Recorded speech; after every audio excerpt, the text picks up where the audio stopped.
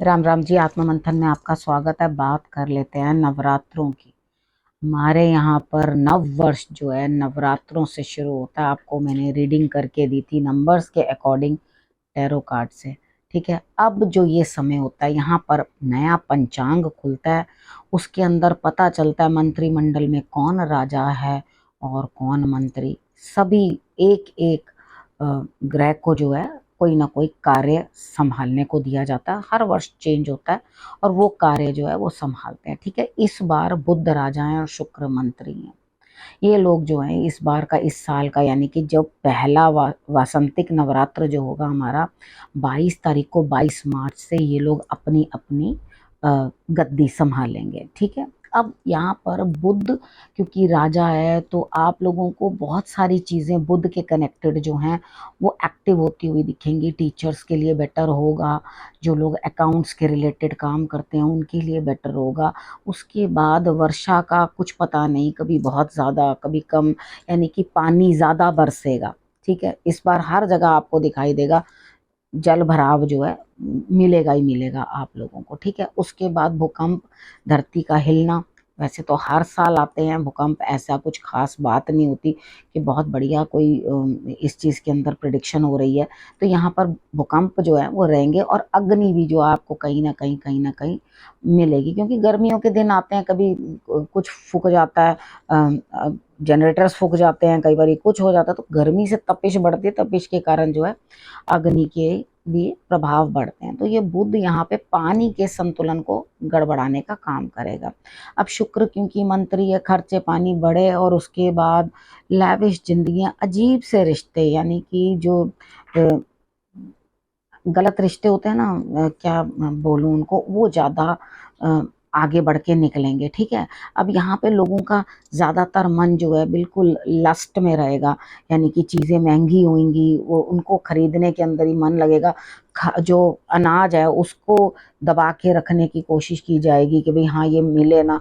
उधर किसानों को कुछ नुकसान होता हुआ दिखाई देता है, क्योंकि इस समय पे टिड्डी और जैसे जिसको कहते हैं कीटाणु लगने, ठीक है, उस तरह का कुछ इस तरह की संभावना बनती है। चूहों से नुकसान की संभावना बनती है, तो किसानों को नुकसान होता हुआ दिखाई देता है। लेकिन भगवान से मैं प्रार्थना करती हूँ, जो लोग हमारे लिए इतना कुछ करते हैं उनको नुकसान नहीं होना चाहिए। उनकी बहुत मेहनत की जो है वो फसल होती है, तो ईश्वर से मेरी प्रार्थना है कि उनकी फसल को नुकसान ना हो, ठीक ठाक रहे। अब अजीब अजीब से निर्णय होंगे, बैंकिंग के रिलेटेड कुछ प्रॉब्लम्स, नेट के अंदर कुछ ना कुछ दिक्कतें आनी या फ्रॉड्स कुछ होने, ध्यान रखना है इन चीज़ों का। तो आपने बड़े समझदारी से, बुद्धिमता से जो है काम करना है। तो राजा भी जो है हमारा, मैं हमेशा वो अपने आप को प्रधान सेवक कहते हैं लेकिन मैं उनको राजा कहती हूँ। जो हमारे राजा हैं उनको भी ऐसे लोगों से जो है निपटना पड़ेगा जो दोगले किस्म के होंगे, यानी कि डबल स्टैंडर्ड्स रखते होंगे। वो इधर भी कुछ अलग से, यानी कि जयचंद जैसे लोग, ठीक है, इस तरह के लोगों से जो है मिलना पड़ेगा उनको, या उनको सामना करना पड़ेगा। थोड़ा इन चीज़ों का उनको ध्यान रखना चाहिए। ठीक है, जो भी अपने ही फील्ड में, यानी कि या बॉसेस हैं, फादर्स हैं, यानी कि घर पे पिता हैं आपके, या आपकी कंपनी में बॉसेस हैं, उनके साथ भी इस तरह के जो चाटुकार लोग होंगे ना, वो ज़्यादा लिपटते चपटते इस टाइम पे दिखाई देंगे। ठीक है, वो ज़्यादा दूरी बनाएंगे नहीं, उनके आसपास ही मंडराते रहेंगे। ठीक है, यहाँ पर आपने करना है सबसे पहले चीज़ों को, मुझे बहुत बढ़िया तो नहीं लगता सबके लिए। सबके लिए कुछ देश के लेवल के ऊपर कुछ ना कुछ दिक्कतें जो हैं दिखाई देती हैं, यानी कि पॉलिटिकल फ्रंट पे भी कुछ गड़बड़े ना, आपस में तालमेल ना बनना, हर कोई एक दूसरे के साथ भिड़ता भिड़ता या बहुत ज़्यादा मुंहजोरी करता हुआ दिखाई देगा। छोटी छोटी बातों के ऊपर गर्मी बढ़ेगी। तो यहाँ पर आपने करना क्या, सोच समझ के जो अपने निर्णय लेने हैं। गणेश जी की आराधना आपको करनी चाहिए और उसके बाद उनको दूर्बा अर्पण करते रहें। अगर लाइफ में कुछ भी प्रॉब्लम लगती है कहीं पे भी, मैं एक जनरल आप लोगों को उपाय बता रही हूँ, पौधे बहुत ज़्यादा लगाएं। ठीक है। अपने घर पे, बाहर, जहाँ पर भी आप पौधे लगा सकें, लोगों को गिफ्ट दे सकें, वो आपने करने हैं। कन्याओं को आपने भोजन कराते रहना है। जब नवरात्रों में आप कन्या पूजन करेंगे तब भी आपको ये सौभाग्य मिलेगा। कन्याओं को आपने कुछ ना कुछ भोजन स्वरूप, 8 साल से कम की कन्याओं, थोड़ी बड़ी भी हों तो चल जाएंगी, ठीक है, उनको जो है आपने कुछ ना कुछ भेंट करते रहना, तो आपके लिए रिजल्ट्स अच्छे रहेंगे। बाकी स्त्रियों का और बच्चों का जो है, उनके ऊपर काफ़ी चीज़ें जो हैं हम लोग इम्प्लीमेंट होते हुए देखेंगे इस टाइम पे। उन लोगों के लिए काफ़ी चीज़ें होंगी, जो सौंदर्य प्रसाधन वगैरह हैं वो महंगे होते हुए, और अपराध जो है वो थोड़ा बढ़ता हुआ, थोड़ा सा अपने धन को आपने जो है ध्यान रखना है। और मैंने आपको बताया कि शादी की परिभाषा भी अजीब हो जाएगी, वो समझने में थोड़ी दिक्कत होगी। बाकी बैंक्स में भी काफ़ी चेंजेस, यानी कि फाइनेंसेस के अंदर काफ़ी चेंजेस या कुछ अलग अलग निर्णय होते हुए या अलग पॉलिसीज़ बनती हुई आपको दिखेंगी।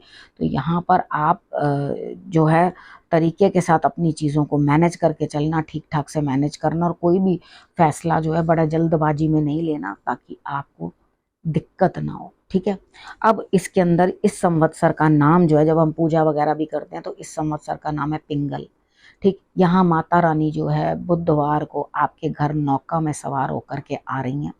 जब बुधवार वाले दिन माँ आती हैं तो वो नौका पे सवार होकर आती हैं। तो जैसे मैंने समझाया था कि मिट्टी के बर्तन पहले से ही ले लेने हैं, अगर खिचड़ी का जो वगैरह का जो करना है आपने, तो वो बुधवार से पहले ही, यानी कि अर्थात एक दिन पहले मंगलवार को ही आपने सब चीज़ें जो हैं अपनी कलेक्ट कर लेनी है, ठीक है। जौ रात को भिगो के रख देना, और उसके बाद आपने जौ जो है तब आपने मॉर्निंग में डालने हैं। जो मेल बनाना है उसके अंदर आपने मिट्टी और उसके साथ रेत, यानी कि 3/4 मिट्टी हो और 1/4 रेत हो।